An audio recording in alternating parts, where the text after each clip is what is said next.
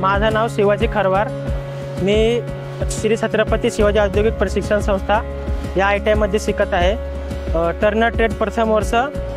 मला म्हणजे कॉलेजकडनं आम्हाला इथं OJTला या कंपनीत सेटको कंपनीला आम्हाला पाठवण्यात आलेलं आहे। लेथवरती काम असतं, CNC वरती काम असतं, VMC वरती काम असतं।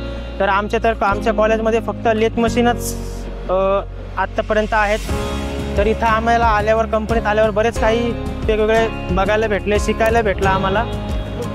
मायक्रोमीटर, वर्नियर असे बरेच काही माप घेण्याची जे पद्धती आहेत, जे साधन आहेत ते बघायला भेटले आम्हाला वेगवेगळ्या प्रकारे। काय आम्ही लिंकद्वारे ओपन करून ऑनलाईन डेली डायरीचं दररोज आम्ही अपडेट करत असतो। मी छत्रपती शिवाजी महाराज ITI मध्ये प्रशिक्षण घेतो, प्रथम वर्ष टर्नर ट्रेड।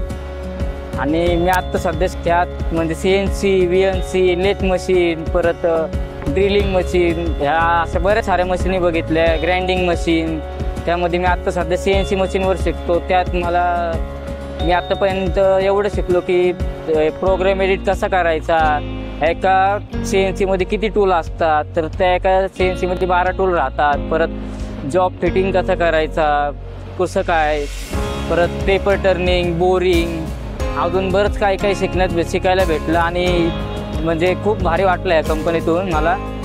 पुढं मुलांना शिकण्यासाठी करावं, कारण की खूप सारं शिकण्यासारखं आहे। परत आपण सेफ्टी, आपली स्वतःची सेफ्टी आपल्याला कळून जाते की आपण स्वतः कसं राहायला पाहिजे, कंपनी जाताना कुठले शूज यूज करायला पाहिजे, कसं यायला पाहिजे, आपली तर वागणूक, बरेच काही गोष्टीवर इथं लक्ष देण्यात येतं। एक साधारणतः 15 मुलं आलेली आहेत ITI मधली, आणि मला वाटतं ती फर्स्ट इयरची आहेत। फिटर, अजून इलेक्ट्रिशियन अशा ट्रेडचे आहेत ती लोक।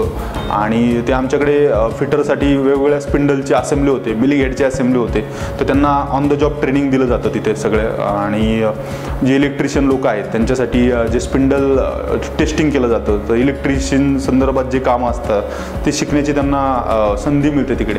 मुलांना जेव्हा फिजिकल ट्रेनिंग मिळतं इथे सगळं फिजिकली मशीन्सवरती, इन्स्ट्रुमेंट्सवरती, सो ते त्यांना कॉलेजमध्ये नक्कीच मिळत नाही। आणि ते इथं मिळाल्यामुळे त्यांना ॲक्च्युअल जे आयुष्यभर काम करायचं आहे त्याचं ट्रेनिंग त्यांना इथं मिळतं। सो ते एक माझं ऑब्झर्वेशन आहे। हेड काउंट हा सगळ्याच ऑर्गनायझेशनसाठी एक महत्त्वाचा विषय असतो, पण जर तुम्ही थोडासा हे मेंटल बॅरियर जर दूर केलं आणि जर तुम्ही थोडासा access head count in terms of हे नॅप्स, अप्रेंटिस किंवा या लोकांना म्हणून जर ठेवलं तर तुम्हाला नक्कीच याचा बेनिफिट होतो।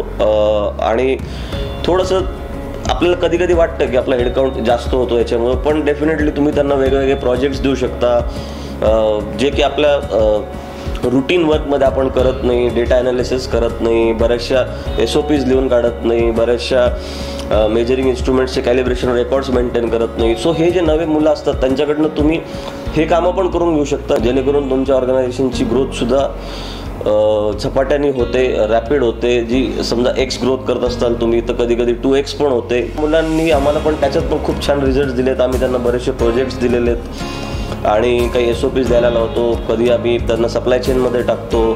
सो हे जे ऑक्झिलरी कामं असतात हे सुद्धा फार महत्त्वाचे असतात, ते आम्ही त्यांच्याकडनं बरेचदा करून घेतो।